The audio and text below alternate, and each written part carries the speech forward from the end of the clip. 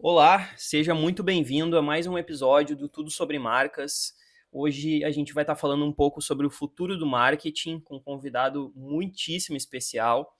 Ele é fundador do MidHub, um ecossistema que conecta líderes, marcas, criadores de conteúdo de negócios através de iniciativas como a newsletter, comunidade e podcast Marketing is Dead, a curadoria O Compilado e os encontros estratégicos Conversa de Mavericks. Além disso, é partner da OpenTal, onde atua na transformação de executivos para modelos de negócio e as a service.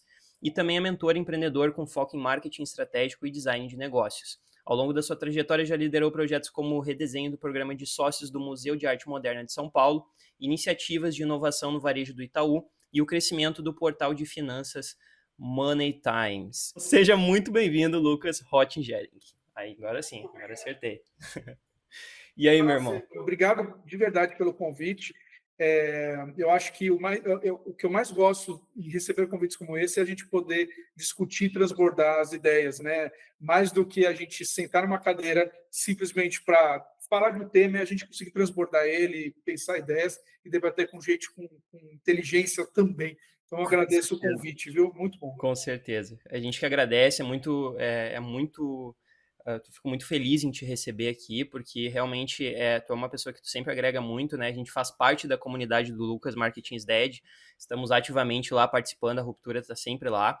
E hoje a gente vai falar um pouco sobre o futuro do marketing. O Lucas é um cara que tem muita bagagem aí para falar de marketing, né?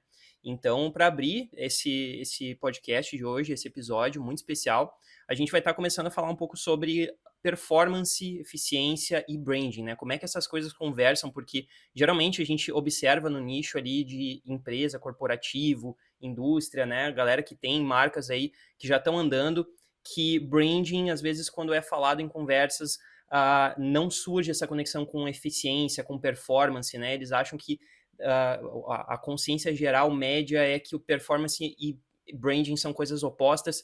Então, eu queria abrir com essa pergunta, assim, Lucas. Quando a gente fala de performance e eficiência, assim, muitas vezes a gente pensa em métrica, resultado imediato, né, esse tipo de coisa. Mas como que a gente equilibra isso com o branding dentro das empresas? Cara, esse tema, ele é tão antigo e atual ao mesmo tempo, que existem vários olhares e várias frentes que a gente pode começar e colocar. Mas dentro até do programa de curadoria que eu faço lá da Marketing's Dead, eu vejo muito as lideranças, como eles olham hoje essas discussões. Então, muito mais do que uma visão minha ou sua, o mercado ele está discutindo muito sobre isso e gera muitos vieses sobre algumas coisas, mas muitos resultados, muitas conclusões sobre o que é o ruído disso, né? Por que surgiu essa discussão de branding, performance? Por que existe essa dicotomia, né? Então, acho que o grande ponto para a gente abrir esse papo é justamente entender por que existe essa diferença, por que da onde surgiu, né? Eu já entrei em discussões falando, a gente tentando ilações, né? Não é uma conclusão, mas desse surgimento, principalmente dessa evolução de tecnologia e de métricas cada vez mais de curto prazo, né? A partir do Uhum, momento aí do final de 2000, começo de 2000, 2010, essa fase, esse período de ouro do marketing digital, como a gente chama, surgiu um pouco de um mindset mais rápido, mais urgente. E o uhum, fato de, nesse período, ter se formado muitos novos líderes de marca que hoje olham empresas e pequenos negócios amadureceram com esse mindset, a gente vê uma necessidade, uma urgência, o FOMO, né? O FOMO do negócio, no caso, do resultado que não está no longo prazo, porque por viés de economia, por viés de volatilidade de mercado e tanto que a gente passou, existe muito essa questão de que uma empresa pode não sobreviver ao próximo hecatombe, a pandemia, a nova uhum, crise, a nova IA que está chegando.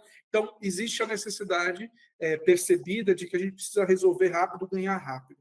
E isso criou um pouco de descolamento do que é marca e do que é resultado. E uhum, o que não deveria existir nunca, porque marca sempre construiu o resultado. uhum, Então, hoje eu vejo um amadurecimento de uma discussão voltada não para uma estratégia sobre brand performance, mas uma estratégia de equilíbrio, ou que é, na verdade, um resgate do que uhum. é a essência do marketing. Porque não existe essa Perfeito, separação, né? Então, perfeito. quando você constrói fala de longo e curto prazo, na verdade, você está falando de ciclos no mesmo ambiente. Você não está falando de é uma empresa que só atua em curto prazo, uma empresa que só atua em longo prazo. Não existe.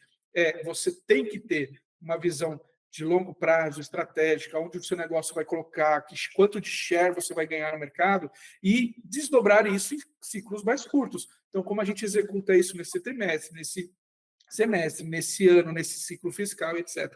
Então, essa visão, ela está embutida, uma está embutida na outra. Então, quando a gente fala hoje dessa, que eu vejo, né, por isso que eu falei desse histórico, existiu um pouco de mudança de mindset de curto prazo, então, eu vejo como uma consequência de mercado, de educação, ao longo de tanto tempo, por vários ciclos, e que criou esse descolamento. Mas a gente vê agora, vamos chamar assim, agora que criou-se uma maturidade do que é o digital, do que não, o que é o marketing, resgate do que é a estratégia, um entendimento melhor do mercado de adotar, e as empresas amadurecidas, né? O mercado não está tão caótico, vamos chamar assim, ele Uhum. passou muito e aprendeu muito, então esse resgate do que é longo prazo está voltando um pouco, beleza, a gente consegue passar dos 5 anos, a gente consegue passar dos 10 anos. E dessa forma, a gente coloca novamente a marca como um ativo. Né? Então, a Uhum. gente consegue enxergar ela como um paralelo e não como digamos assim, esse descolamento que eu falei, dentro da nossa estratégia. Então, aí a gente já começa a ver estudos que são antigos sendo resgatados, mostrando o quanto eficiente a gente consegue, colocando marca, criar menor ruído de adoção de compra de produto, como que a gente trabalhando a marca desde cedo e sempre, em paralelo ao que a gente pega de performance, como ela quebra objeções, como que vendas consegue olhar melhor com os clientes, eles entenderem o que estão comprando do que só aquela enxurrada de banners para uma tentativa infinita de leads que a gente tenta pegar.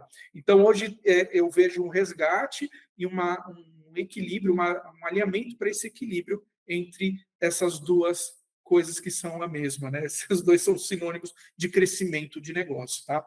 E aí a gente tem um pouco dessa entrada final, que é a partir do momento que o mindset se volta, se molda novamente por uma questão mais estratégica, entende essas caixinhas, os líderes começam a criar novas responsabilidades.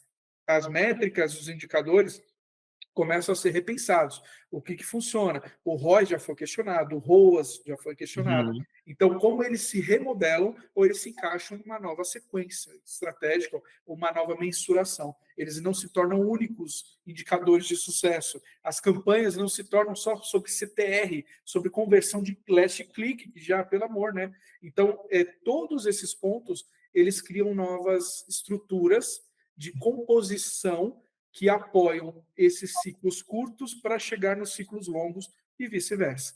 Então, é isso que eu tenho visto hoje nessa modelagem do que hoje era esse conflito brand e performance. Existe Uhum. muito. A discussão não para, não é uma coisa Uhum. que acabou, agora a gente vai começar. A cada vez, cada mês, a cada curadoria que eu faço, eu acabo fazendo um projeto, sempre tem esse tema. Sempre que eu escrevo a newsletter, eu já falo, gente, esse tema já está batido, mas ainda existe, e a gente precisa discutir mais. Porque o mercado ele é tão plural, principalmente o Brasil, né? É diferente dos benchmarks que a gente Sim. vê lá fora. A gente segue muito benchmark fora do Brasil, esquece do cohort nosso e muda muita coisa. Então, tem muita empresa que vive uma realidade que ela precisa ela não chega, não alcança essas opiniões ainda mais amadurecidas. E elas ficam nesse viés. Muitos pares nossos, eles ainda vendem, as agências sobrevivem ainda, muitas das agências ainda sobrevivem de vender performance, de vender clique, de vender Uhum. esse lead, lista de lead. Então, tem clientes aí que eu bato conversa, as pessoas outros empresas que têm dores e que elas estão buscando como elas investem melhor e mais assertivo em performance, só que esse é o único viés que eles têm. Quando você fala de negócio, que foi até uma conversa que a gente teve recente, quando a gente fala de negócio, indicadores, ele não sabe muito tatear sobre isso. Ele não Aham. espera que você, como marketing, por assim dizer, converse sobre isso. Ele não está esperando. E quando você conversa, ele fala: opa, a conversa está no caminho que talvez eu não sei tatear. Aham. Ele vai perguntar coisas que eu não sei.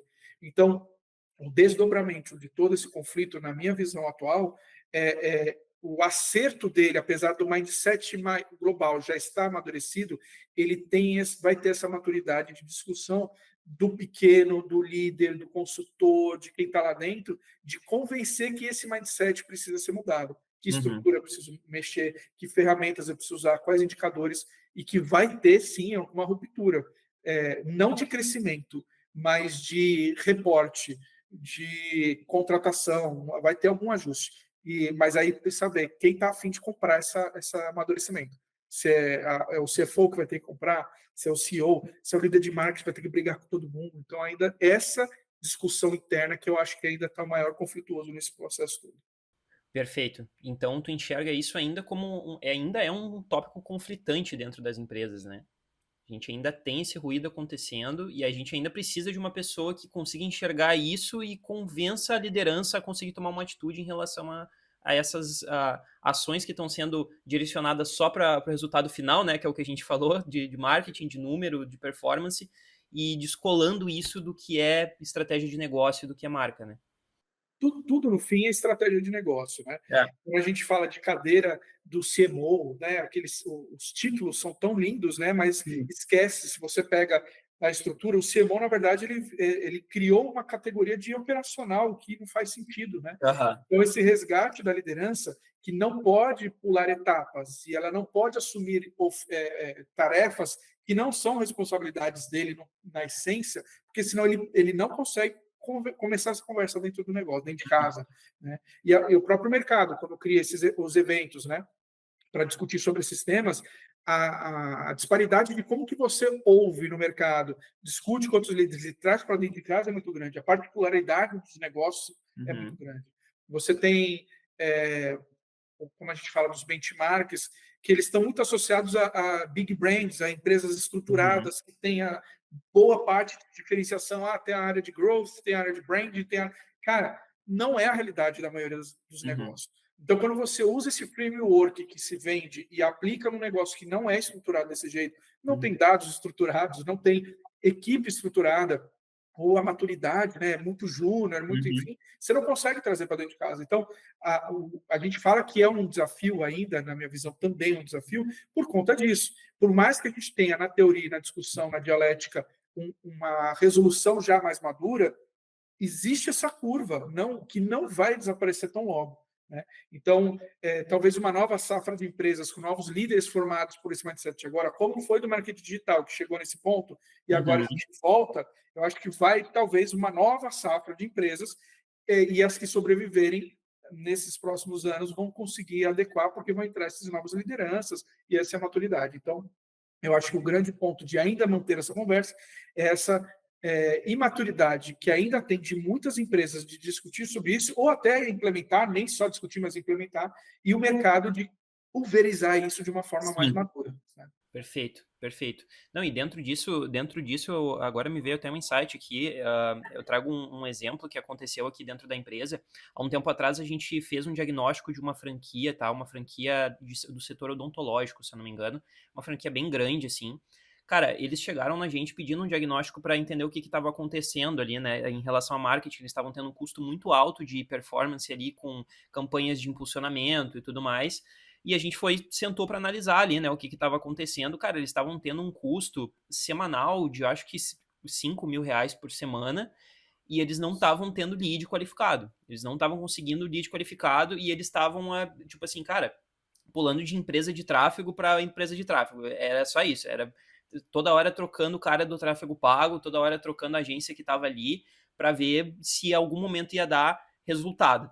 Né? E a primeira coisa que a gente falou foi, cara, vocês têm um problema de marca, vocês têm um problema de negócio, porque não adianta vocês acelerarem o carro se o motor está quebrado, vocês estão acelerando um negócio que não tem uma experiência, não tem uma jornada de consumidor dentro do digital que vai converter, né? Então, de que adianta vocês acelerarem uma campanha se vocês não têm uma marca consolidada para receber esse cliente da melhor forma possível?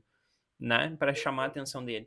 Então eu acho que isso vai muito dentro disso que tu tá falando, porque na tua visão, aí eu concluo com a pergunta, o que causou, agora do que tu disse do marketing antigo ali, onde era tudo muito bem amarrado, né, a gente tem até o exemplo da série do Mad Men, né, onde tudo falava era de negócio, né? Os CEOs eles tinham essa consciência sobre o marketing.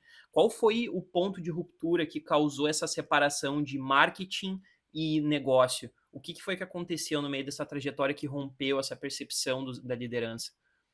Eu comentei sobre o marketing digital, não jogando ele lá embaixo, mas eu vi Aham, ele como consequência mesmo disso. Eu acho que a aham, ruptura ela surgiu do negócio porque a partir do momento que você tem no mercado, você tem crises acontecendo, a sua visão de longo prazo ela diminui. uhum, Imagina, você tem uma crise econômica acontecendo, você tem uma bonança, né? As próprias startups, dinheiro investido, tinha muito dinheiro, unicórnios, parecia que a gente vivia no mundo da fantasia, era unicórnio a cada lugar, que a gente viu depois que, na verdade, eles não eram. Né? aham, Então,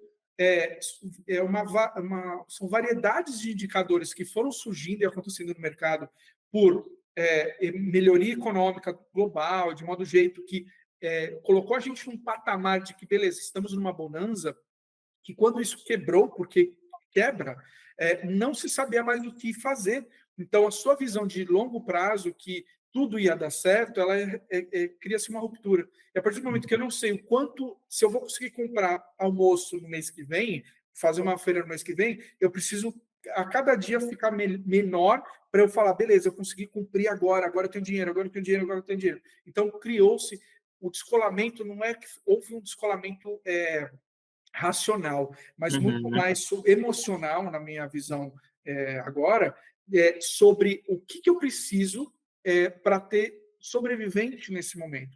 Muita uhum, empresa teve aquele lance, eu preciso, pega o exemplo da pandemia.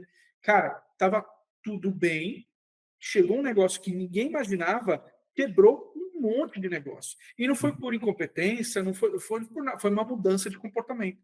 E muito uhum, dessa visão que a gente não olha, que esse é o ponto que a gente acaba olhando, não se preparando como uma empresa sustentável, olhando o negócio, e a gente acaba olhando para uma zona confortável. Beleza, eu consigo jogar dinheiro, investir em marketing. Vamos fazer leads, vamos fazer. Você cria esse mindset de curto prazo, porque você está numa bonança. Você não precisa pensar o quanto você vai sobreviver. Você já sabe que vai sobreviver. Então, dessa forma, você meio que entra numa zona de conforto nesse sentido. Então, a ruptura ou o descolamento acaba surgindo disso, na minha opinião, desses fatores externos, dessa construção de lideranças que elas estão olhando para uma coisa fácil, a tecnologia cria acessibilidade, você não precisa mais contratar designers muito maduros, você faz no Canvas. Então, tem todo esse processo que você tira essa visão de maturidade de alguma coisa para que as coisas aconteçam muito rápido. Então, você não precisa pensar negócio, você precisa pensar no tático, no operacional, na dominância de uma ferramenta. O resto vai ser em consequência. Então, você consegue muito bem pegar uma gestão lá de Facebook e de rede social, que é o que a gente briga muito no sentido dos dashboards. Olha, os indicadores de crescimento de rede social está incrível. Olha só quantos cliques eu tenho. Nossa, está crescendo muito. A agência bate, olha como eu sou boa agência. Só que não está vendendo. Não tem uhum, estrutura. O próprio CEO, que só fica olhando para ver se está crescendo para valer o dinheiro que ele está investindo numa agência, ele se perde, porque não está no final do trimestre. Ele fala, tá, mas pô, investi, que nem você deu exemplo, investi 5 mil, 20 mil por mês, e eu não tive os 20 mil de retorno ou mais em cima disso. O que está errado? A agência que não sabe trabalhar, ou o uhum, cliente não quer comprar o meu produto, aí ele não sabe de onde não veio o dinheiro. Então, uhum, existe esse descolamento, basicamente, na minha visão, é em cima disso. Você perde uma visão de longo prazo por algum N fatores e você foca na hipereficiência de uma ferramenta ou de uma ação que vai te dar resultado ali, e aí você esquece desses indicadores macro que você só vai conferir no trimestre, no semestre. Vamos fazer o planejamento do ano que vem, agora vamos ver o que aconteceu. Aí você acaba quebrando tudo. Não, perfeito. Perfeito, perfeito. Eu concordo plenamente. Acho que isso é extremamente relevante quando a gente fala de visão, como tu falou, de longo prazo e curto prazo, né? É tu conseguir ter a consciência dos dados que tu tá tratando e como que isso impacta no negócio, né? E agora a gente, com isso, né? Agora a gente já conecta com o bloco 2 aqui, que é a parte de emoção e estratégia, né? Como que os dados e as narrativas podem andar juntos. Como que a gente consegue identificar olhando para os dados, Lucas, agora trazendo essa parte que tu falou, e analisar o que, que os dados dizem para a gente em relação ao impacto emocional de marca, né? Como que a gente consegue avaliar os dados de uma empresa que está rodando uma campanha de marketing ali e saber que a narrativa que a marca criou inicialmente não se perdeu no meio de tantas campanhas, né? Como que a gente consegue analisar isso olhando para os dados e como que os dados se conectam com o branding nesse desenvolvimento de empresa? Né? Isso eu tenho visto muitos relatórios, tem até um colega nosso, o Marcos Malaques, um cara incrível, que ele traz muito dado disso, Uhum, já provando, já mostrando sobre o quanto a emoção impacta no resultado. Né? E a uhum, emoção, ou seja, a gente sai de um teor mais técnico e vai para um teor humano. É o que a uhum, gente está falando, a gente está voltando para a estratégia, para as humanidades, para todo esse conceito, e isso está desdobrando em todas as frentes. Né? Então, a questão da eficácia, né, da assertividade, por que que é muito, eu gosto de pensar assim, por que que antes chegou nesse ponto, né, o que a gente estava discutindo? A gente entendendo a raiz, tentar analisar a raiz do problema, ajuda a gente a entender por que que chegou nesse ponto e o que que a gente pode não repetir, olhando o legado, né? Então, você vê, com essa questão do curto prazo e da saturação, já que todo mundo tem acesso a tudo, todo mundo consegue fazer tudo, todo mundo joga no mercado e vai fazendo, o volume se aumenta, né? Então satura tudo. Satura a quantidade de mensagens que você recebe, a quantidade de banners que você é impactado, a quantidade de ofertas que não param, porque a cada mês cria-se uma nova data comemorativa para você gerar promoções. Ou seja, a carteira é a mesma, a promoção não acaba nunca, né? uhum, Eu tenho um exemplo, quando eu trabalhava como líder lá de um portal de finanças, a gente tinha muito disso. A gente tinha, eu trabalhava 2 portais. Os dois falavam de finanças, ou seja, vendia o mesmo produto, só que tinha cada um o seu posicionamento, o seu público cativo específico, etc. A discussão era muito em cima disso. Eu brigava muito, eu brincava assim, cara, a gente está transformando o nosso portal numa, como que chama? Aquela numa 25 de março ou numa Times Square, porque uhum, você entra lá, você fica assustado, você não vê o conteúdo, você só vê banner, propaganda, oferta, porque tá. Por quê? Você precisa vender, você precisa ter espaço, você precisa ter frequência, você precisa. Então, tudo é uma consequência, né? Você precisa de frequência, precisa ter um indicador, a empresa te colocou lá R$ 30 mil de banner, você precisa entregar tanto de CTR, tanto de visibilidade, então você começa a criar mais espaços para ganhar mais dinheiro. Então você começa a ficar nessa fobia e que os criativos é o de menos. O importante é o que você está colocando de clique. Ah, colocou, às vezes o clique o cara errou porque ele queria fechar e clicou. Então você cria esse comportamento. Então a mensagem é a menos importante. Então uhum, você, o volume, já que a mensagem é menos importante, você aumenta o volume, aumenta a exposição para que eventualmente um clique aumente, ou seja, de 100, alguém clica e você cria um indicador racional.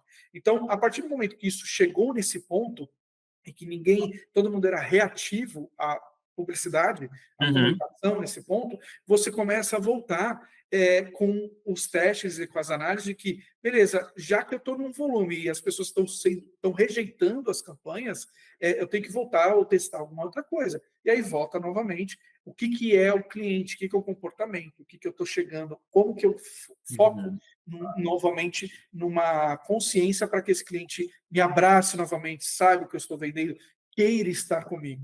A gente sai uhum, daquela visão de que o cliente quer comprar, ou melhor, do que o cliente é fiel, a gente sai daquela visão de que o cliente ele está querendo ver a sua propaganda, de que ele quer comprar.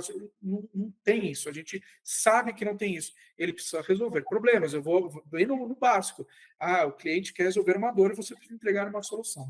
Então, as campanhas, elas voltam a se converter não para vender, mas para te abraçar. Para falar, olha, estou por aqui. No momento que você quiser, cara, vem aqui experimentar o que eu estou oferecendo.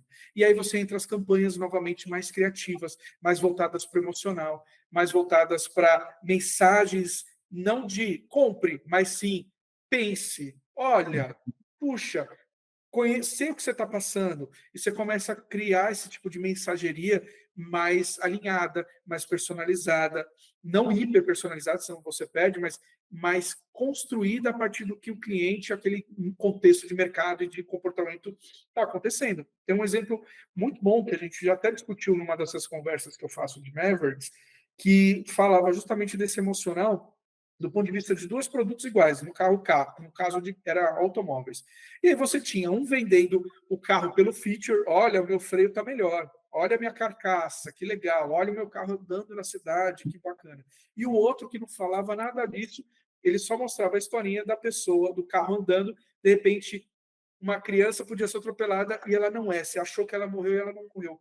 Porque, no final das contas, ela não foi atropelada porque o freio do carro era bom. Mas isso era consequência.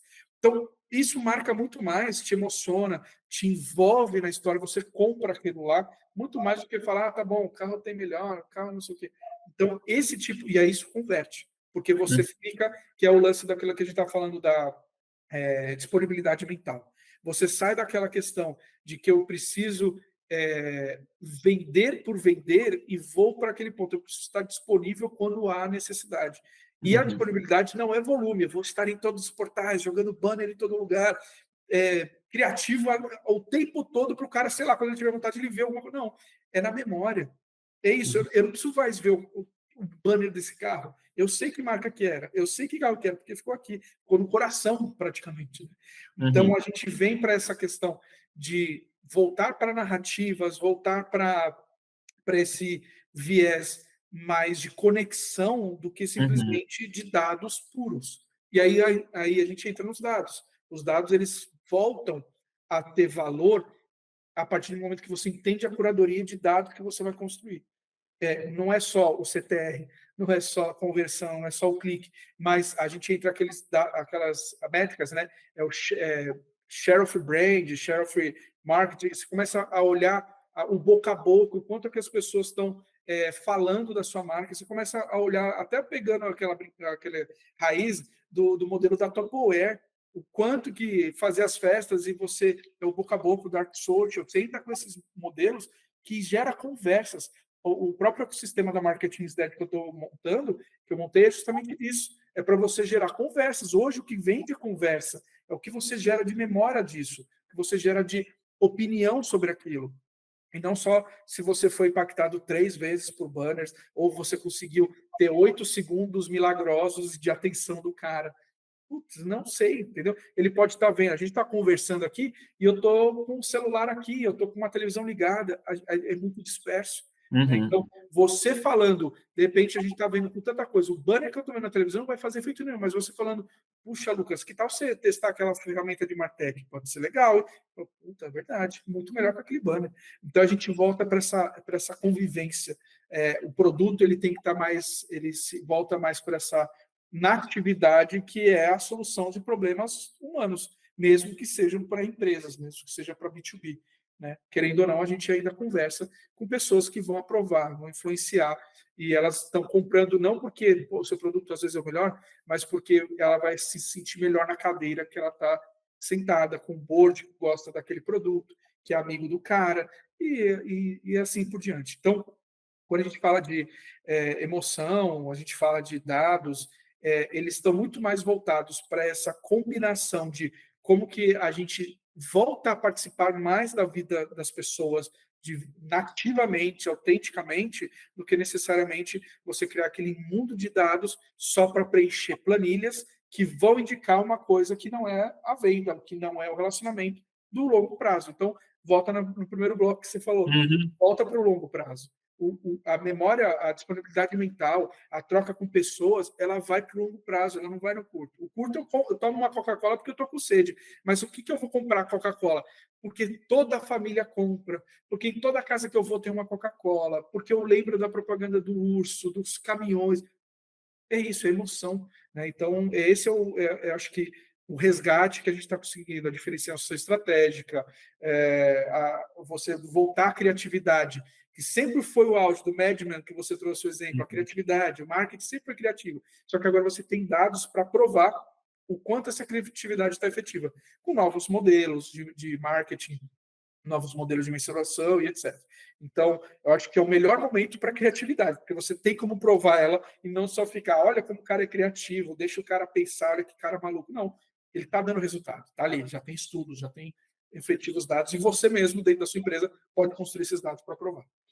Exatamente. Perfeito. Não, com certeza. Eu acho que muito do que aconteceu, né, agora conectando justamente com isso que tu falou, eu acho que muito do que aconteceu com a vinda de tantos dados, né, foi essa pulverização da atenção que as empresas tiveram. E aí, quando a gente fala de criar campanhas mais emocionais, muitas vezes a gente se depara com um desafio de venda, às vezes, para esse decisor, né, de ele achar que os dados, as métricas não vão acompanhar essa campanha que é mais conceitual, que é mais emocional, que vai bater mais num relacionamento, que vai ter uma história um pouco mais subjetiva para bater no emocional da pessoa, que é justamente o que vende, que é justamente o que vai impactar nos dados, né? Mas aí, por conta dessa ruptura que a gente falou no primeiro bloco, como tu comentou, acaba tendo essa desconexão, né? Ele acha que, cara, não vamos apostar em algo muito conceito, vamos para algo mais direto, né? Vamos para uma venda mais direta, que às vezes não é o que realmente vai dar o resultado que ele espera, né? Agora falando inclusive de curto prazo, né? Porque muitas vezes a gente compra no curto prazo pela emoção, né? Principalmente, né? Então,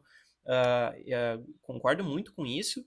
E agora, já entrando no terceiro bloco, com essa conclusão que a gente teve, eu acho que faz muito sentido a gente estar falando disso agora, que é justamente o terceiro bloco, é tendências, né? O que está acontecendo, qual que é o futuro agora, dentro de tudo isso que a gente comentou, essa desconexão que aconteceu, né? Esses desafios que a gente está vendo agora dentro do marketing.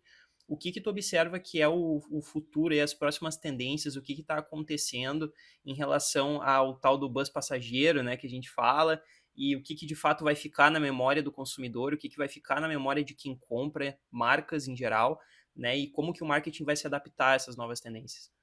É, por observação, a gente pode chegar a alguns pontos, por observação do nosso próprio dia a dia, né? O que é tendência, na verdade, é o que a gente já está consumindo. Eu vejo muito tendência, eu gostava muito de olhar tendência, até nessa época que eu estava ali no Itaú, a gente adorava isso, porque naquela época a tendência ela demorava muito para acontecer, né? Ela tinha Uhum. uma janela maior.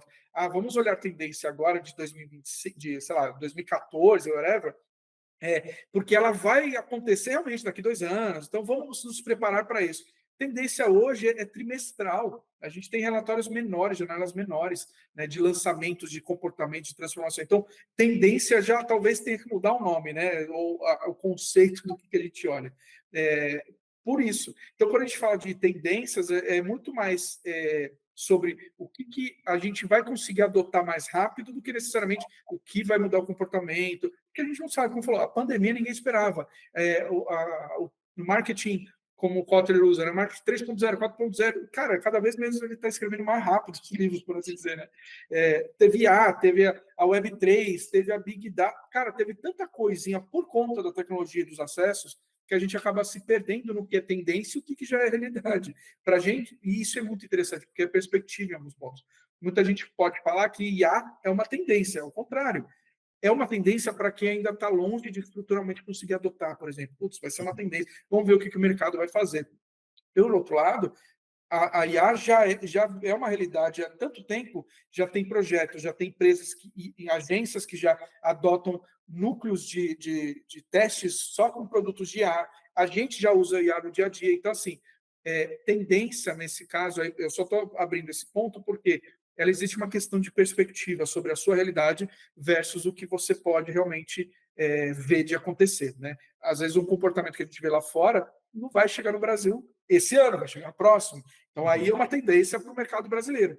Mas do outro lado, tecnologias é em tempo real, então perde-se a questão de tendência, e sim novidades de atualizações, na verdade, são atualizações sobre algum viés que está acontecendo. E aí, dentro desse ponto, eu vejo, trazendo para o nosso mundo, tem muito essa questão. Já que a gente está falando de IA, de como que a gente está comprando, o cliente está comprando novamente o produto, etc. Então, se é tendência no ponteiro que ela tem uma maturidade mais longa, uma janela mais longa de amadurecimento, a gente está vendo o que vai acontecer, mas ainda está em processo, é o que a gente está falando do comportamento e da adoção estratégica de marketing, olhando fundamentos mesmo, né? Tipo, como que a gente volta para essa raiz de marketing que não é digital, não é só brand, é marketing. né? Uhum. Então, isso para mim é uma tendência, a gente voltar para isso, que ainda é uma construção contínua para a gente chegar nesse ponto, né? O marketing como marketing. O resto, como atualizações, a gente já sabe que a IA, no ponto de vista de adoção, ainda é um desafio, né? Porque ainda tem governança, tem limite de dados que você pode compartilhar, tem a própria mindset que eu vou comprar, não vou comprar, eu não sei usar, não tenho maturidade, os líderes não sabem. Então, IA ainda é uma incógnita no ponto de vista de adoção, não do que ela pode fazer, né? Então, para o negócio, né? Porque para o lado pessoal é infinito, hoje em dia você consegue fazer. Mas ela entra assim como um ativo de que ela é transformadora. A diferença que agora a gente tem que entender como que a gente vai adotar ela, não como fim, preciso de A, não. Qual que é o meu processo que está entupido ou ele está engargalado, que uma ferramenta de escala pode acelerar o trabalho. Aí, beleza, aí eu entro com IA. Eu tenho muitos dados de clientes que eu nunca analisei. Beleza, bota uma IA para fazer essa análise e chega no resultado. E não simplesmente vamos botar um GPT, um LLM, botar uma API ali para atender um cliente sem saber o que você faz com esse processo, sem como você Uhum. madura esse dado. Então, quando a gente vai olhar para essa evolução do que está acontecendo e ainda não é tão rápido, é essa maturidade de como você utiliza a tecnologia, de como que você transforma o marketing numa estrutura estratégica, de como que você, olhando novos comportamentos que surgiram a partir dessas mudanças, você vai adotar para o seu negócio. Né? Então, você tem o SEO, que todo mundo adora matar, que nem matava o e-mail, mataram o rádio, mataram não sei o que, estão matando o SEO. Não morreu o SEO, ele evoluiu para o GEO, para outras frentes que vão incorporar IA como plataformas, mas o blog vai existir, o conteúdo vai existir, a forma que você conversa amadurece. Então, se a gente for olhar para esses pontos, é nisso, é como que você pega essas raízes macro e encaixa no que já está acontecendo, que todo mundo fala de tendência. Não vamos esperar saber quais são as cores do ano de 2026, isso daí é consequência, né? Uhum. Eu preciso mudar minha cor, né? Eu preciso mudar, então aí você volta de novo nos fundamentos, na raiz. Meu ICP está correto? Eu tive uma conversa recente com um cara de startup que ele já tinha recebido um investimento, inclusive dos Estados Unidos. É uma empresa que eles vendem painéis solares, eles estavam querendo transformar o mercado de energia lá. E ele falou, a maior dificuldade que eu tive é que eu foquei tanto, o meu ICP estava tão errado, apesar de eles terem crescido, tão errado, que eu estava focando tanto, por exemplo, em LinkedIn, que todo mundo falava que era o ótimo, só que o meu cliente estava no Facebook. Olha que louco isso. Então, assim, isso é erro estratégico. É Uhum. isso que é a tendência, é você voltar para a assertividade estratégica, né?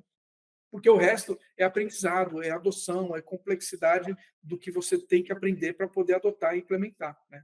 E aí um dos pontos que eu vejo passageiro, fora isso, então a maturidade do brand performance, isso sendo subtraído, não existindo mais isso impactando na questão dos leads, então você sai da lista de leads e vai para a geração de demanda, para awareness, você volta para essa carga, então esse tipo de desdobramento para mim é uma tendência, vamos chamar assim, Uhum.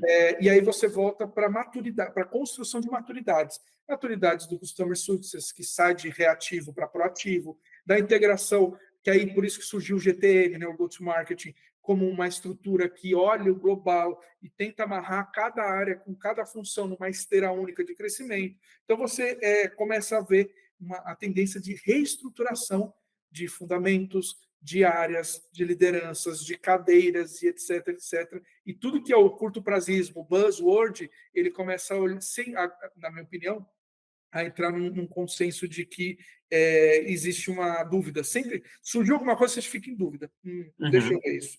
Porque cada vez mais a gente vê reinvenções da mesma coisa, novas palavras para a mesma coisa. Por exemplo, Sim. o flywheel do HubSpot, né? Aquele novo conceito lá. Puta, que legal. Tem gente vendendo ou enroupando ele de outra forma, falando que olha que legal como é isso. Ou seja, não é novidade, é uma roupagem nova, uma revisão, uma atualização. Então, não é uma tendência. A tendência é um repensamento estratégico de como as áreas se organizam, ou seja, uma tendência de voltar para o negócio, Uhum. mindset de negócio. Isso, para mim, é o que é tendência. O resto é desdobramento em cima disso. Perfeito, perfeito. E agora dentro disso que tu fala, o que que dentro do que tu tem experiência atualmente com empresas, tá, Lucas? Eu queria entender, assim, o que que tu observa que em relação ao nível de consciência dessas empresas, de olhar para o marketing, como tu falou, não só mais como tendências, né? Tu acha que as empresas atualmente elas ainda estão buscando a solução mágica ali do que vai funcionar dentro disso que tu falou? Ou a média do mercado já está sendo essa que tu falou de consciência, de entender que as coisas são passageiras e que as empresas precisam olhar para dentro e entender mais as suas marcas e estão construindo narrativas mais concretas para conseguir evoluir? Eu acho que é bolha ainda, cara. Eu acho que a gente Bolha? essa discussão madura ainda é bolha. É Uhum, nicho, ela não está no mercado, ela está uhum, acontecendo no mercado, mas ela não eu não vejo, de novo, não só com conversas com donos, mas com outros pares. As dificuldades continuam ainda a mesma, né. uhum, O que eu vejo é uma consciência maior das lideranças, de uhum, discutir e entender isso, mas não uma adoção ampla e prática de que isso está mudando, porque senão essas conversas que a gente estava tendo hoje não estava acontecendo, por exemplo. Né? uhum, Essa necessidade, inclusive, de uma conversa dessa de desdobrar, não estava acontecendo. Então, o desafio do líder ou da cadeira de marketing continua ainda mesmo, uma evolução necessária de amadurecimento sobre todas essas mudanças que sim, aí sim, pegando essa perspectiva, que aí sim são tendência para esses negócios. Ainda são sim, tendências, mas são realidades para a gente, já para a gente é realidade. Por isso que eu falei de perspectiva. Tendência, nesses casos, é perspectiva de maturidade da onde você está, no contexto que você está. Então, para empresas, principalmente pequenas empresas, médias empresas que têm uma estrutura muito deficitária, muita necessidade, um exemplo, o as a service, o fracional, é um puta modelo de negócio que você uhum, contrata liderança sênior com alta atividade, alto impacto, com um preço muito baixo, que é como se você pegasse uma agência barata, ou enfim, para contratar, mas o cara entrega muito. Isso não é entendido como um benefício. Ainda uhum, precisa-se, né, eu preciso ter o cara lá 8 horas por dia batendo martelo, batendo régua ali no meu negócio. Então, assim, não estou falando que é salvação, mas é um modo de olhar e de testar para ver se o negócio funciona. Existe maturidade de negócio que permite, não permite, enfim, da mesma forma da IA. Tem negócios que podem adotar, negócios que não podem. Então, é tão pulverizado, tem tanta coisa que não dá para a gente cravar. Mas uhum, existem boas práticas que já podemos testar. Então, se eu pudesse trazer um ponto assim de galera, vamos criar uma tendência, vamos criar a tendência de experimentar. Vamos uhum, testar. Vamos nos permitir. Cara, pega uma parte de orçamento, em vez de investir 20 mil naquele mês em campanha, investe 5, pega esses 15, contrata um CMO as a Service, contrata uma advisor de Martech, de IA, cria uma BU só para aquilo durante 6 meses. Vai ser transformacional. Para o bem, e para o bem, não para o mal. uhum, Vai ser para o bem, porque você vai ver onde você tem gap, onde tem problema ativo de estrutura, onde você estava errando, onde seu orçamento estava estruturado de uma forma que ele não podia crescer, estava em teto, de repente você podia destravar, onde seu portfólio não funcionava e principalmente onde o seu mercado de share, você sai do mar vermelho, você vai para um share, de repente, de novos produtos que você vai ganhar margem muito maior. Então, eu acho que se for para levantar uma bandeira, vamos levantar a bandeira de experimentação. Essa é a tendência que eu espero que a gente consiga. testar, né, irmão? Não ter medo, né? Ir pra cima. Mas precisa alguém Exatamente. bancar, né? E aí É, sim. não adianta ser o analista, não adianta ser o quebrador de regras que está entrando na empresa agora. Cara, tem que ser Exatamente. top-down. Não tem como, Exatamente. tem que ser top-down. Exatamente. Perfeito. E aí agora eu já queria ir para o nosso último bloco, que é o nosso quarto bloco, e que mais uma vez tem conexão com o que a gente estava falando agora, que é justamente eu queria entender, cara, o Lucas, como eu falei no início do episódio, ele é o criador aí líder da comunidade Marketing is Dead, né? Que a gente conheceu através do LinkedIn ali, né? Até a gente entrar em contato e ser participante ativo hoje da comunidade. E aí eu queria, cara, ouvir de ti, assim, a gente sabe que tu gosta de provocar, né, cara? A gente sabe que tu é um cara provocador aí já, desde o início do episódio a gente já viu. Eu queria entender porque esse termo marketing is dead, né, o marketing está morto, ele já é uma provocação, né, por si só. Eu queria entender qual que foi a tua visão aí, a tua reflexão por trás de nomear essa iniciativa, né, com newsletter, podcast, comunidade. O que que tu pensou na hora de nomear essa comunidade, o conceito que tem por trás dela? Claro. Cara, o nome já diz por si só, no bom sentido. O marketing, se você pegar historicamente do que ele era, por isso que a conversa, você pegar todas as conversas, ele fala disso, do que era, do que virou, do que vai ser, da Uhum. onde vai. Então ele consegue agregar muita coisa. Se você pegar só pela literatura do Kotler, você já vê todo esse processo, Aham. né? Então os nomes dos livros, o que ele fala em cada uma desses livros, ele traz isso. O marketing, ele falava de vendas especificamente, aí de repente ele trouxe conceitos de design thinking, né? Fala do human to human hoje, fala de então ele consegue agregar muitas coisas. Nesse processo existe a morte do marketing N vezes. Como eu dei o exemplo, o e-mail marketing morreu, o funil morreu, não sei o que. Todo mundo mata o marketing ou o processo de marketing em algum nível para sempre. Então, Marketing is Dead é basicamente o nome dele completo. Marketing está morto. É isso. Porque não existe marketing, já era.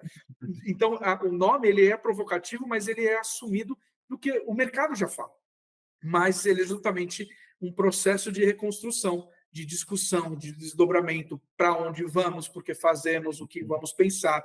Então, partindo do pressuposto que o marketing está morto, você sai da sua zona de conforto, você sai da sua cadeira e fala: putz, se tudo que eu estou comprando na literatura já está morta, o que eu tenho que fazer? E se tudo que eu estou lendo no LinkedIn já estão matando e substituindo, o que eu tenho que fazer? Então, tira você do conceito de que, beleza, eu já sei o que fazer, você não sabe o que fazer. Uhum. Ninguém sabe. A gente tem boas práticas, a gente tem relatórios, a gente tem indicadores, mas você não sabe o que fazer até você fazer. Então, Uhum. essa proposta é justamente elencar, elevar essa discussão do que estou fazendo, para onde vou e como que eu desdobro e sair da zona de conforto. Então, a partir do momento que eu pego essa pauta de que a gente sai dessa zona de conforto, a gente levanta essa voz de desconstrução e a gente sempre está questionando, no bom sentido, de o que eu posso fazer melhor. Em vez de olhar para cá, que eu posso olhar 30 indicadores para chegar no resultado melhor. Então, a partir do momento que a gente olha esse ponto e a gente sai da bolha de que eu preciso seguir o que estou consumindo, ao contrário, Uhum. eu consumo para personalizar para mim. É a antropofagia, basicamente, que você pega um conceito X, Y, Z que você abre, você engole para você, você come e você gera o seu, né? Você traz para o seu contexto, para o seu negócio. Então, o conceito volta em cima disso. E aí eu estabeleci, como que eu trago isso para a realidade? Eu não posso ser o guru, não existe isso de guru. Eu não posso falar, quem sou eu? Estou aprendendo ainda, eu não sou Kotler, né? E mesmo Kotler pode ser questionado. Esse que é a questão. É. Né? Então, porque ele olha a tendência, ele olha o resultado, ele olha um monte de coisa, ele tem muito mais acesso a coisas que talvez não temos, e ele chega em conclusões que vão ser refutadas, senão ele estaria no marketing 1.0 ainda, e não no livro Marketing 6.0, ele mesmo se refuta. Então, esse processo, ele precisa de diálogo, ele precisa de troca, ele precisa de visões, ele precisa de entender comportamentos, de interpretação do que a gente consome, porque não adianta eu chegar numa curadoria e falar, leia essa lista de livros, o que eu faço com isso depois? Ou vamos conversar em uma palestra, vamos num summit, o que eu faço com isso depois? Dá um nervoso nos últimos summits, isso faz um tempo já, que a gente vai, você vê aquilo, são 100 palestrantes. Cara, eu vou ler o quê? Eu vou ouvir o quê? O que eu faço com isso? É muita informação. Tem muita informação, É é muita verdade. informação, já tem muita informação no mercado. Aí eu vou para um summit consumir mais informação, e aí eu fico um bloco de informação em cada Ah, mão, mas o pé, o que eu faço? Né? Então, assim, não isso é bom porque está gerando conversa, mas você precisa de uma linha curatorial, você precisa entender a interpretação, você precisa saber o que você consome. Então, uma questão que eu trouxe aí, por que eu transformei no ecossistema? Porque hoje a gente não fica preso em um único formato de consumo ou de trocas. Estamos trocando aqui no podcast, que é online. Podia ser um podcast presencial, podia ser uma conversa de bar. Isso só falando desse formato. Mas a gente uhum. lê conteúdo, lê texto, lê post blog, lê post no LinkedIn, lê tweet, lê, sei lá, um insight, uma frase. Existem muitos formatos de muita coisa. Então, essa amarração que eu fiz, e por isso que eu construí como ecossistema, porque ele é vivo. Então, tem a newsletter, tem o podcast, tem o portal que a gente vai lançar agora, tem o Conversa de Mavericks, para a gente fazer o seguinte, a gente entende o que é pilar, ou seja, o que é proposta de discussão pilar, e a gente desdobra em frações. Então, eu pego um conteúdo pilar e levanto essa bola em algum canal, e eu desdobro, vamos falar desse trecho aqui no podcast? Vamos escrever um aprofundamento desse viés aqui nessa newsletter? Vamos trazer alguém para conversar num grupo, para distribuir um pouco mais sobre. E aí a gente consegue, num único tema, por exemplo, vamos falar de Martech, ou vamos falar de marcas, e a gente consegue destrinchar. E aí a gente pega pessoas que consomem num produto, num outro, e quando ela consumir aquilo, ela entender aquele bloco na linguagem que ela entende, ela pode ir para o próximo, se aprofundar no outro, e aí ela vai conhecendo novos formatos, conhecendo novas visões, novos processos. Por isso que o ecossistema não é só formato, mas ele é híbrido de conversas de pessoas. Ele não é só o Lucas, ele é de todo mundo que participa dele. Eu sou só o editor ou curador ali do negócio. E aí, principalmente, a partir do momento que eu trago nesse mecanismo de conversas e desdobramentos, eu consigo deixar o marketing mais vivo do que nunca nesse caso, então é a volta disso, né? Eu consigo deixar ele mais vivo do que nunca, e não só marketing, é negócios, é CX, é IA, é tecnologia. Eu coloco todas as pautas que estão ali embaixo, que volta-se sempre para crescimento de negócio e maturidade dos líderes que estão ali dentro. E aí, para finalizar, a cereja do bolo é como que a gente joga para o mercado, de novo, né? Não adianta só conversar e ensinar, te levar para o mercado. E aí eu ponho também marcas para conversarem, não para vender banner, não para, tipo, vem aqui com o seu banner, vamos colocar um e-book, cara, não, vem aqui para conversa. Que pauta você quer levantar? Vamos botar pessoas para discutir. Ah, o seu produto está no meio? Que bom, ele é consequência dessa discussão. Ele não é como chama, o protagonista. O produto não é protagonista, a marca não é protagonista. Ela é curadora de uma solução, de uma conversa. Então, é desse jeito que eu consigo amarrar, é disso que eu pensei, e aí esse ecossistema todo, que é a contribuição que eu consegui evoluir depois de tanto tempo de carreira, de cadeira, para como que eu posso contribuir para o mercado, como que eu posso pegar o meu aprendizado contínuo e aprender mais, né, ser egoísta comigo mesmo, como que eu aprendo mais com outras pessoas e, ao mesmo tempo, eu volto isso para o mercado, delas para elas mesmas. Né? Então, esse é o conceito que eu estruturei todo esse palco aí coletivo para a gente poder atuar. Entendeu? E que é uma iniciativa que causa um impacto absurdo, né? Porque a gente vê o movimento que essa comunidade gera, a gente vê as discussões que são levantadas, quando a gente participa, sempre sai um insight, né? A gente sempre consegue ter uma visão diferente sobre o que é dito ali, e é realmente incrível essa função toda que a comunidade está agindo, né, dentro desse ecossistema. E agora eu queria te perguntar, Lucas, dentro disso que tu falou, né, de tanta informação que a gente acaba absorvendo, né, que é exposta para a gente todo dia, o que tu observa que é o primeiro passo para uma empresa que tem uma marca aí, que quer evoluir, né, que quer poder ter uma base sólida para investir em marketing, assim, qual que é o primeiro passo para ela conseguir atingir esse resultado, começar a crescer, começar a investir em marketing e ter resultado com isso? Cara, da mesma forma que foi uma pergunta até que me fizeram um outro podcast que eu participei, que eu não tinha ela pronta e eu modelei ela lá, que foi interessante, e eu vou tentar modelar um pouquinho melhor ela aqui. O primeiro passo é definir o que você precisa, né? Não o que te falam que você precisa. A partir desse momento, tudo, até o que você vai ler, o que você contratar, o que você vai observar, ele vai ficar nesse nicho. Então, a gente tem que criar o que eu chamo de limite criativo. Então, o meu, como profissional, hoje eu estou com uma necessidade de entender IA. Eu não vou abrir o meu leque para N coisas. Eu vou pegar dentro desse núcleo de IA o que desdobra nele. Desdobra a gestão de dados, desdobra a gestão de pessoas. Eu pego um bloco e eu vou ler e desdobrar em cima daquilo. Aprendi, entendi o que é aquele conceito, tá ótimo. Eu não preciso abrir meu leque, eu não preciso consumir 30 mil coisas. Aí eu vou resolver meu problema, porque hoje eu preciso aprender IA, por exemplo. Como que eu vou otimizar meu tempo? Como que eu vou virar mais produtivo? Beleza, entendi. Para a empresa, a mesma coisa. Então, se o problema dela, que isso é o grande ponto do diagnóstico, de entender qual que é o seu problema real, né? Vamos entender qual que é o seu corte hoje de negócio, o que está te impactando? Ah, não, porque eu não consigo vender mais. Calma, talvez o seu produto, o preço, a marca, alguma coisa está ali conflitando. E aí você prioriza. Priorizou aquilo, resolve aquilo. Entende como ele está escalado na prioridade de outras problemáticas. Então, não é contratar uma nova agência. Às vezes é só você entender o novo CP e reposicionar. Opa, resolvi. Né? Agora eu posso para o próximo passo. Então, assim como o profissional, e daí o ecossistema, né, de pensar isso. Assim como nós vamos trabalhar cohorts e e ficar especialistas, entender o que está acontecendo e amadurecer aquele conhecimento, empresas também. Elas não podem atacar tudo de uma vez. Então, se o problema é crescimento, mas o que de crescimento? Né? Uhum.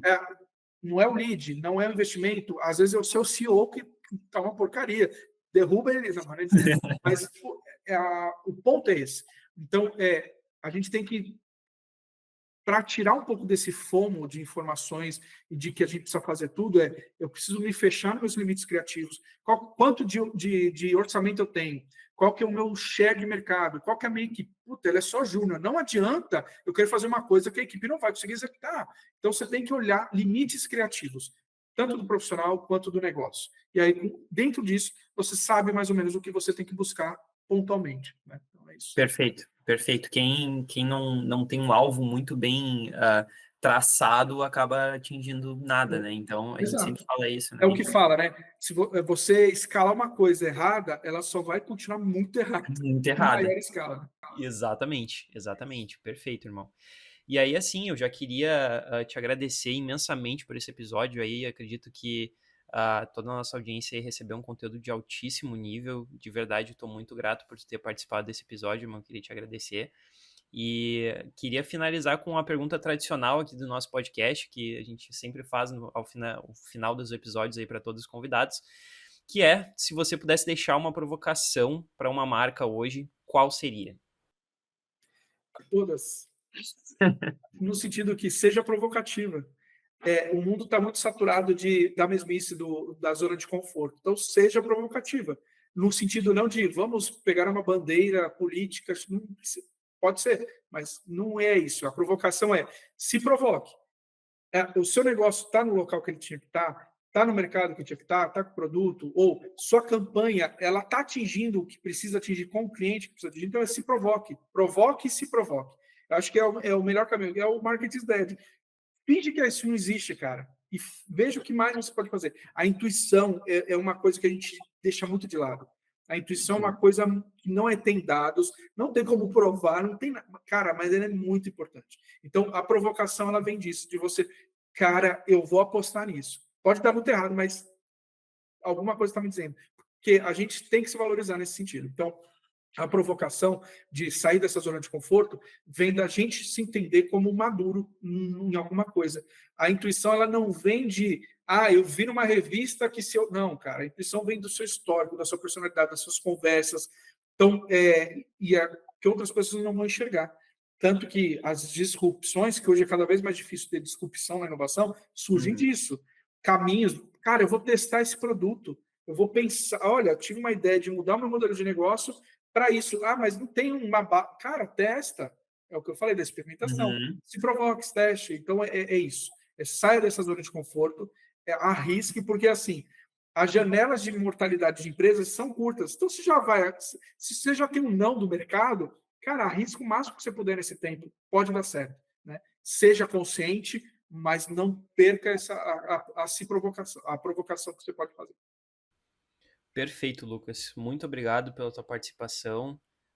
Esse podcast ficou incrível, de verdade, achei muito, muito bom. A gente conseguiu ter vários insights aí, desenvolveu muito bem os temas.